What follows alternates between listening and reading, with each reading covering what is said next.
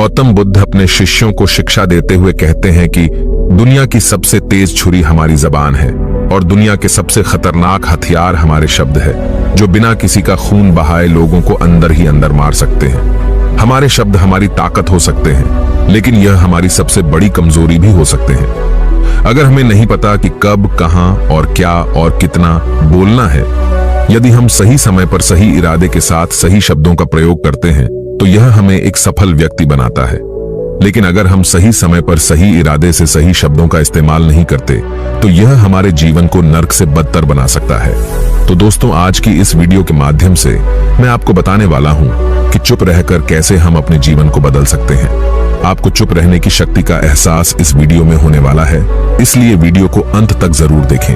Video शुरू करने से पहले कमेंट बॉक्स में नमो बुद्धाय लिखकर वीडियो को लाइक जरूर करें।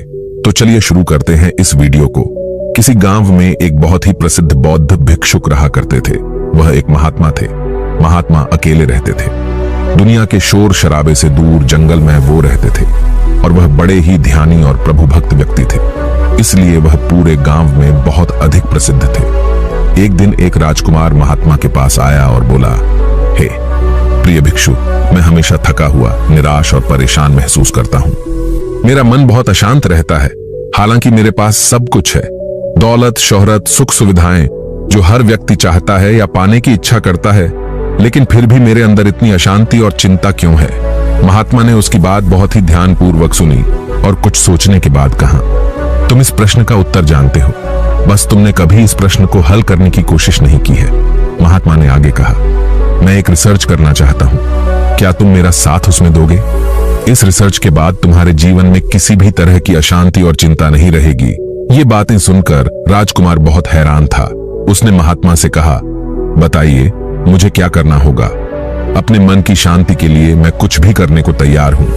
राजकुमार की इन्हीं बातों को सुनकर महात्मा ने कहा, तुम अगले 20 दिन के लिए मेरे आश्रम में रहोगे और एक सामान्य व्यक्ति की तरह अपना जीवन व्यतीत करोगे और इन 20 दिनों में तुम अकेले और चुपचाप रहोगे, जितना हो सके कम बोलोगे।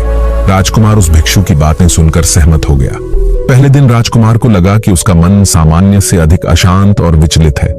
उसके मन में तरह तरह के विचार आ रहे हैं और वह आम लोगों की तरह जीवन जीने में असहज महसूस कर रहा है। उसे अंदर से बोलने की इच्छा हो रही थी, लेकिन वह चुपचाप रहा।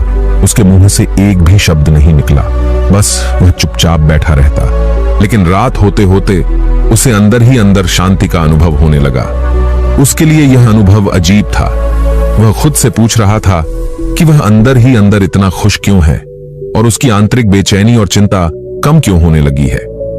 अगले दिन राजकुमार अकेला चुपचाप बैठा रहा और वह प्रकृति को निहार रहा। वह पौधों को, फूलों को, आकाश में उड़ रहे पक्षियों को देखता रहा। वह अपने जीवन में पहली बार यह अद्भुत दृश्य महसूस कर रहा था कि उसके पास कितनी सुंदरता है।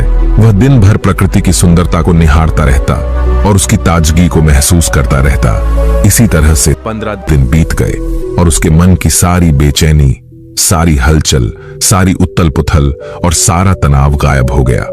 16वें दिन की सुबह राजकुमार फिर से एकांत में बैठ गया और कुछ ही मिनटों में उसकी आंखें अपने आप बंद हो गईं और वह गहरे ध्यान में चला गया। वह पूरे दिन वहीं पर आंखें बंद करके बैठा रहा और गहरे ध्यान में डूबा रहा। न कोई शब्द, न कोई चिंता। राजकुमार भीतर से असीम शांति और आनंद से भर गया। राजकुमार अपने बाकी के 4 इसी तरह गहरे ध्यान में व्यतीत करने के बाद 20 दिन बाद महात्मा के सामने प्रस्तुत हुआ और महात्मा को प्रणाम करके बोला, प्रिय भिक्षु, मुझे उत्तर मिल गया कि मेरे मन में इतनी उथल पुथल और चिंता क्यों थी। मैं जान गया कि मेरा मन इतना अशांत और विचलित क्यों था। महात्मा ने मुस्कुराते हुए पूछा, बताओ तुम्हें क्या उत्तर मिला? राजकुमार ने कहा, मैं आवश्यकता से अधिक बातें करता था। मैं किसी पर भी अपने शब्द और ऊर्जा व्यर्थ करता था। मैं दिन भर अपने लोगों से फालतू की बातें करता रहता था और फिर उन्हीं के बारे में अकेले में सोचता रहता था और ज्यादातर समय नकारात्मक ही सोचता रहता था। इस तरह मैं बस अपना समय बर्बाद कर रहा था। ज्यादा बोलने और नकारात्मक सोचने की वजह से मेरा मन अशांत और बेचैन हो गया था और इसी वजह से मैं किसी भी काम को ठीक से नहीं कर पा रहा था, जिसकी वजह से मैं हर काम में असफल होने लगा और फिर इन्हीं लगातार मिलने वाली असफलताओं की वजह से ही मैं और भी उदास और चिड़चिड़ा हो गया। इन्हीं सभी चीजों की वजह से मेरा जीवन नष्ट हो रहा था। लेकिन यहाँ पर बिताए हुए 20 दिन मेरे लिए पूरी तरह से अलग थे। मुझे कुछ अलग ही एहसास यहाँ पर हो रहा था। अब मुझे ऐसा लग रहा है मैं अपना जीवन अच्छी तरह से जी रहा हूँ, लेकिन इससे पहले मैं अपना जीवन गलत तरीके से जी रहा था। और मैंने यह भी सीखा कि हमें सिर्फ ध्यान करने की जरूरत नहीं है। ध्यान अपने आप होता है जब हम इस शांत और मौन होते हैं। ध्यान के पिछले कुछ दिनों के दौरान मैंने जो पहली चीज सीखी वह यह है कि मनुष्य के जीवन के सबसे महत्वपूर्ण घटना स्वयं को जानना है। यह सुनकर महात्मा ने कहा, सिर्फ तुम ही नहीं, दुनिया में ज्यादातर लोग जरूरत से ज्यादा बोलते हैं। आज भी लोग ज्यादातर समय केवल एक दूसरे को नीचा दिखाने के लिए ही बोलते हैं। कुछ लोग ना चाहते हुए भी फालतू की बातें करते हैं और अपना जीवन बर्बाद कर लेते हैं। महात्मा ने राजकुमार को चुप रहने का महत्व समझाते हुए कहा। एक बार गौतम बुद्ध से उनके शिष्यों ने पूछा, प्रिय बुद्ध, आप ज्यादातर समय चुप क्यों रहते हैं? बुद्ध ने कहा, चुप रहने से व्यक्ति अंदर से शांति की गहराइयों में होता हूं। मौन अपने भीतर उतरने की पहली सीढ़ी चढ़ता है। मौन के बिना स्वयं को जानना असंभव है। स्वयं को जानने और समझने का पहला नियम है, मौन हो जाओ। उतना ही बोलो जितना अत्यंत आवश्यक हो। बेफिजूल की बातें करना छोड़ दो। 90% से भी ज्यादातर लोग व्यर्थ ही ज्यादा बोलकर अपना समय बर्बाद कर रहे हैं। ना बोलने का कोई भी नुकसान नहीं है, लेकिन यदि आप ज्यादा बोलते हैं तो आप अत्यधिक गलती कर देते हैं। अगर व्यक्ति कम बोलना शुरू कर दे तो दुनिया की 90% मुसीबतें कम हो जाएगी, झगड़े फसाद कम हो जाएंगे, उपद्रव कम हो जाएंगे। अगर लोग थोड़ा चुप रहना सीख लिए, संसार की बहुत सारी समस्याएं हैं, बहुत सारा उपद्रव सिर्फ बोलने से पैदा होते हैं। सारी बात मौन सीखने की है। जब तुम नहीं बोलते तब तुम एकांत में अकेले हो गए। भरे बाजार में भीड़ में खड़े हो नहीं बोलते। हिमालय के शिखर में पहुंच गए। जिसने मौन की कला जान ली वो भीड़ में भी अकेले होने की कला जान लेता है। वो अपने भीतर ही डुबकी लगाने लगता है। एकांत में तो आदमी स्वर्ग में है। दूसरे की उपस्थिति ही बेचैनी पैदा करती है। पहले तुम्हें चुप रहने की शक्ति को धारण करना होगा। इससे तुम अधिकतर ऊर्जा को बचा लोगे और फिर इस स्थिति में पहुंच जाओगे कि तुम कम बोलने लगोगे। अगर तुम किसी के यहाँ पर जा रहे हो और परेशान हो जाओ तो ऐसे में उचित है कि आंखें बंद कर लो और अपने आप में खो जाओ। वहां से आपको ताजगी महसूस होगी, क्योंकि तुम्हारे अंदर ही जीवन का वो स्रोत छिपा हुआ है जो किसी दूसरे में नहीं है। इसके बाद राजकुमार महात्मा से पूछते हैं, आखिर कौन हमें अपने अंदर तक लेकर जाएगा? ये बातें सुनकर महात्मा कहते हैं, तुम्हें स्वयं ही अपने अंदर उतरना होगा और वहीं से परम राज्य जीवन का आनंद ले पाओगे। आनंद का यहीं से जन्म हुआ है। यहीं से तुम मौत में डूब जाओगे। यही तुम्हारा सूरज उदय होगा और यहीं से अस्त होगा। इसी प्रकार तुम बार बार डुबकी लगाओ। जब भी तुम डुबकी लगाकर लौटोगे वहां से तुम पाओगे फिर ताजगी भरी जीवन की नई संपदा मिलेगी। इस नई शक्ति के जन्म होने से तुम्हारी थकान गई, उदासी गई, चिंता गई। जैसे कोई स्नान करके लौटता है तो शरीर शीतल हो जाता है, शांत हो जाता है। ऐसे ही जब कोई भीतर से साफ होकर वापस आता है, मौन में स्नान करके लौटता है तो समस्त अस्तित्व, समस्त व्यक्तित्व शांत और मौन हो जाता है, आनंदित हो जाता है। जब तुम आंतरिक मौन की उस पराकाष्ठा पर पहुंच जाओगे तब तुम पाओगे कि बोलने से भी तुम्हारा मौन खंडित नहीं होता, वो बना ही रहता है। उसकी एक अंतर्धारा लगातार तुम्हारे भीतर बहती रहती है। तुम बोलते तो हो, तुम शब्द का उपयोग भी करते हो, लेकिन वो तुम्हारे मौन को खंडित नहीं कर पाती। एक बार गहरे मौन में स्थिर हो जाओ, फिर तुम्हारी वाणी में भी मिठास आ जाएगी। तुम्हारा बोलना संगीतपूर्ण होगा, तुम्हारा बोलना सत्य होगा। तुम बोलोगे तो दूसरों पर भी शीतलता छा जाएगी। जैसे ही तुम अंदर से चुप होते हो, तुम इतने शक्तिशाली होने लगते हो कि समाज की निर्भरता तुम छोड़ने लगते हो और तुम्हारे जीवन में एक मस्ती आती है जो केवल दीवानों के जीवन में होती है।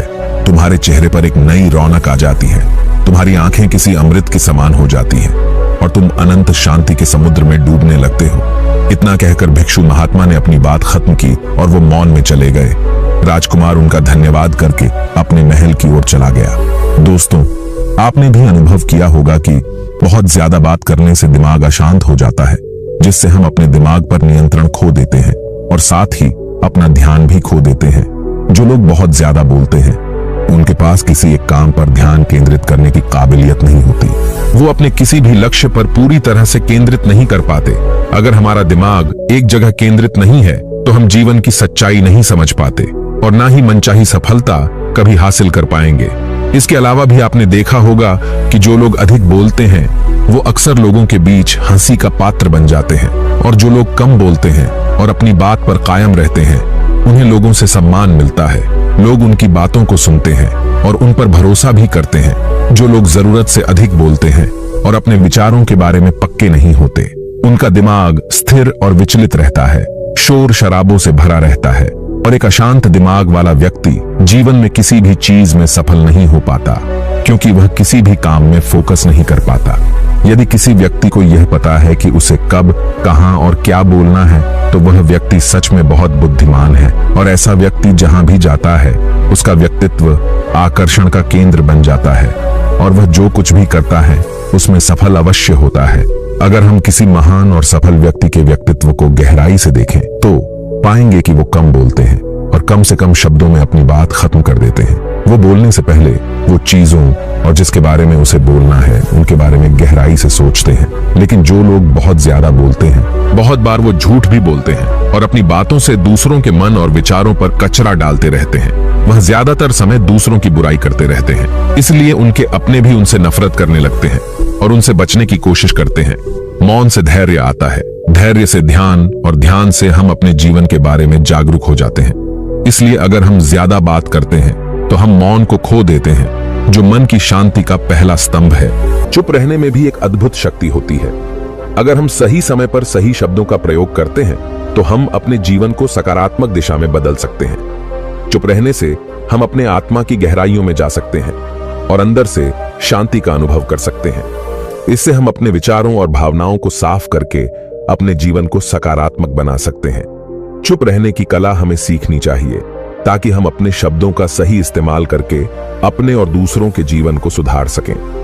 हमारे शब्द एक बार मुख से निकल जाने पर वापस नहीं आ सकते हैं, इसलिए बोलने के पहले मनन करने के बाद ही यदि बोलें तो अप्रिय बोलने की गुंजाइश नहीं रहेगी, और यदि अप्रिय नहीं बोलेंगे तो ना ही झगड़ा होगा और ना ही किसी के लिए हम अप्रिय होंगे। हमारे शब्द हमारे मन का आईना है। हम जैसे सोचते हैं वही बोलते हैं, और ज्यादा बोलकर हम अपने भीतर की गंदगी बाहर तो कर देते हैं, परंतु हमारे विचार किसी के मन को ठेस पहुंचाने का काम कर देते हैं। शब्द अमृत भी हैं और जहर भी। हम औरों पर इसे कैसे प्रयोग कर सकते हैं, यह हमारे ऊपर निर्भर करता है। दोस्तों, इस कहानी की सीख यही है कि व्यर्थ का बोलना ही ऊर्जा को नष्ट करना है। ज्यादा और व्यर्थ बोलना ही हमें अपने भीतर की ओर लौट नहीं देता, क्योंकि यह हमें बाहर की दुनिया में फंसाए रखता है, और जिन्हें भीतर की यात्रा करनी है उन्हें अपने आप को मौन ही रहना चाहिए। दोस्तों, उम्मीद करता हूं आपको इस कहानी से एक अच्छी सीख जरूर मिली होगी। ये कहानी आपको कैसी लगी हमें कमेंट बॉक्स में कमेंट करके जरूर बताएं, और साथ ही इस कहानी को अपने दोस्तों के साथ जरूर शेयर करें ताकि उन्हें भी इस कहानी से कुछ सीखने को मिल सके। धन्यवाद।